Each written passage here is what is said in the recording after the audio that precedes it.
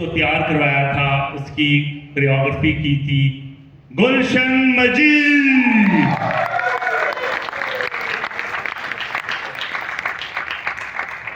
हमारे इस खेल के दो खूबसूरत डांसर्स जिन्होंने हमें इस टाइम ट्रैवल में मदद की कि हम 1947 से आज के दौर में और फिर ख़ास तौर पे विदाउट वीज़ा अमेरिका भी जा सकें।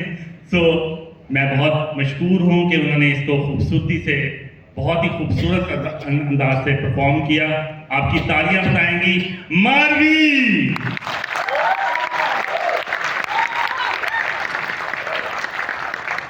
कामरान बलोच,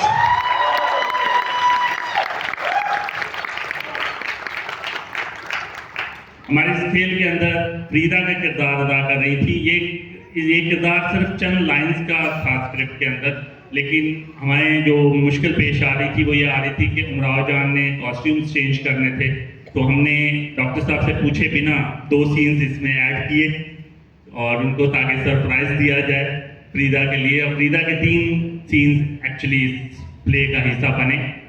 ये खेल उनकी ज़िंदगी का पहला खेल था जो वो उन्होंने पेश किया। प्लीज़ अपने इस भरपूर तालियों में उन्हें बताइएगा मुक़द्दस मलिक।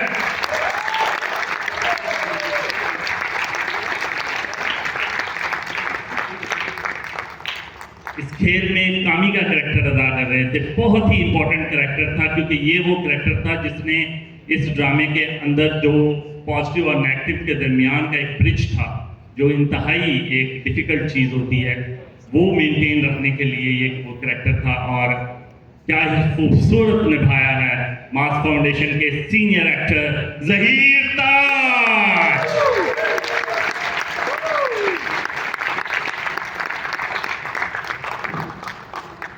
मैं चाहूँगा कि मेरी जो प्रोडक्शन टीम है वो स्टेज के ऊपर तशरीफ लाए, क्योंकि विद इन 1 डे ये सारा कुछ अलहमरा से यहाँ पे लेके आना ये सिर्फ इन्हीं लोगों के बस की बात थी।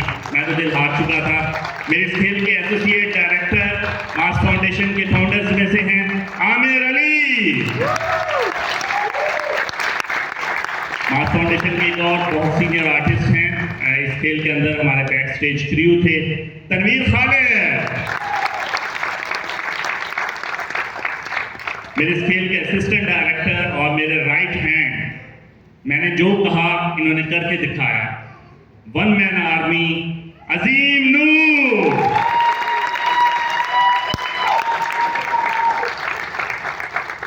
हमारे इस खेल के makeup man 1 and only Javed Lodhi.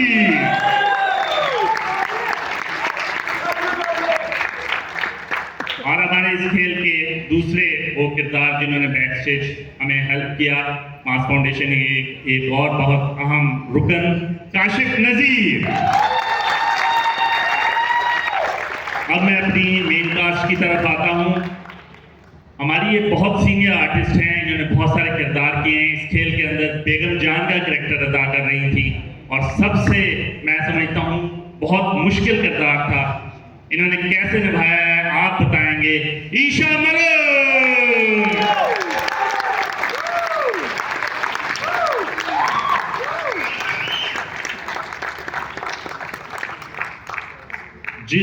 जिस किरदार के बारे में मैं आपको बताने जा रहा हूँ, ये मेरे उस्तादों में से भी हैं, इनसे हमेशा हर वक्त कुछ ना कुछ सीखने को मिलता है। और मैं समझता हूँ और हमेशा कहता हूँ कि मास फाउंडेशन बहुत हमें इस पे गरूर है कि जब कभी भी हम इनको कॉल करते हैं ये ना नहीं करते। पाकिस्तान के स्टेज का एक बहुत बड़ा नाम है, किसी पहचान का मुहताज नहीं है ये नाम। जहाँ कहीं भी पाकिस्तान के अंदर थिएटर और स्टेज का नाम लिया जाता है तो इनका नाम लिया जाता है। टीवी हो, फिल्म हो, लेकिन स्टेज के तो यकीनी तौर पे बेताज बादशाह हैं। नवाबजादा हशमत का किरदार अदा कर रहे थे 1 एंड ओनली सरफराज अंसारी।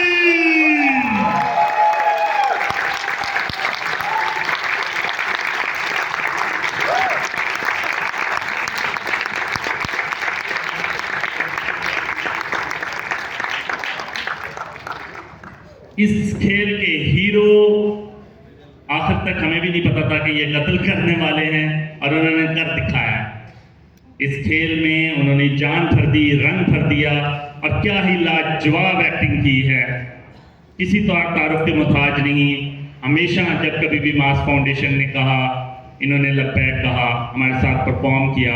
खूबसूरत लखारी, बेहतरीन performer, one and only Zohaib Haider.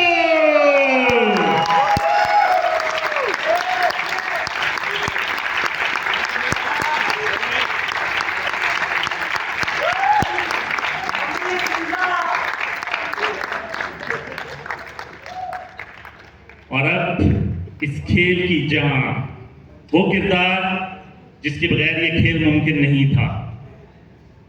और इनकी जो कास्टिंग है वो बहुत अजीब थी। ये कराची से हैं और सडनली जब मैं तलाश में था इस किरदार के लिए तो मुझे पता चला कि मास फाउंडेशन की ये वो किरदार जो कराची शिफ्ट हो चुकी हैं वो ये कर सकती हैं। और मैंने फिर दूसरा कोई एक लम्हा नहीं लगाया, मैंने इन्हें कहा कि प्लीज़ ये किरदार आप ही करेंगी और उन्होंने कर दिखाया। आप बताएंगे कि कैसा किया। इस खेल का रक्स था, इस खेल में मुकालमों की अदायगी थी और इमोशंस थे, एक्सप्रेशंस थे, वो सब कुछ था जो इस खेल का हिस्सा होना चाहिए था, इस किरदार का हिस्सा होना चाहिए था। उमराव जान कर रही थी ईशा शकील।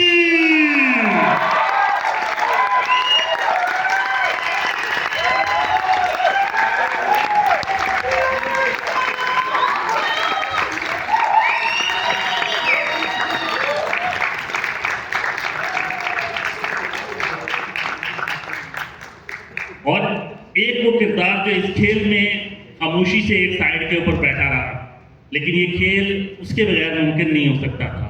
ये जो बैकग्राउंड म्यूजिक का इंतखाब, इसकी सिलेक्शन, इसको चलाना, कहाँ पे बंद करना, वो इसी शख्स के इख्तियार में था। और क्या ही खूबसूरत उसने इस किरदार को निभाया।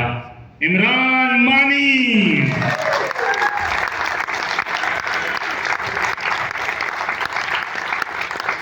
मैं चाहूँगा कि इस खेल के लिखारी डॉक्टर रियाज बाबर अगर स्टेज पे तशरीफ लाएं और कुछ अल्फाज कहें हमारी इस प्रोडक्शन के लिए।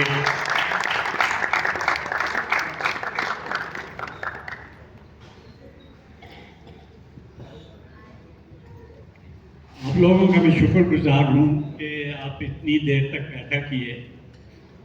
ये सारे किरदार और ताने बाने जो थे वो बहुत गंभीर किस्म के थे, लेकिन ये सब लोगों ने और डायरेक्टर साहब ने मिलके उसमें जो रंग भरे और उसको जो स्टेज पे लेके आए ताकि सब लोग देख सकें कि इनकी अंदरूनी कशमकश क्या है और एक दूसरे के दरमियान क्या कुछ हो रहा है, और फिर अशार की अदायगी।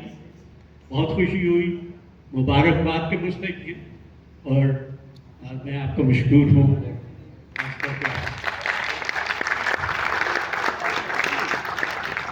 ख़वातीन हज़रात, आप सबका एक बात मैं और कहता चलूँ कि लाहौर में मेरे आने का मकसद 50 साल हो गए यहाँ से गए हुए, ये है कि यहाँ पे जो संजीदा किस्म का थिएटर है उसको परवान चढ़ाया जाए।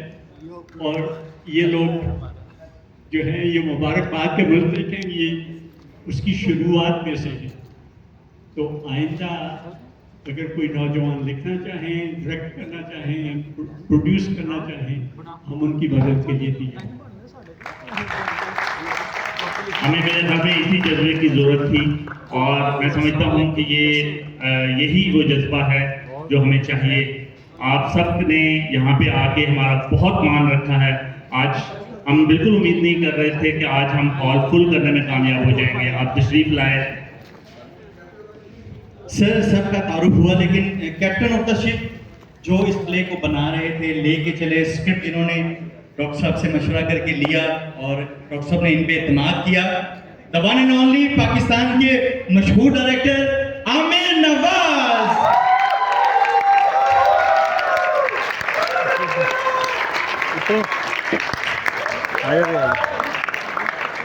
बहुत शुक्रिया जी, बहुत शुक्रिया। दुआओं में याद रखिएगा। इंशाल्लाह जल्द मास फाउंडेशन की टीम एक और प्रोडक्शन के साथ आपके सामने हाजिर होगी। बहुत बहुत शुक्रिया। चलिए। नहीं हुआ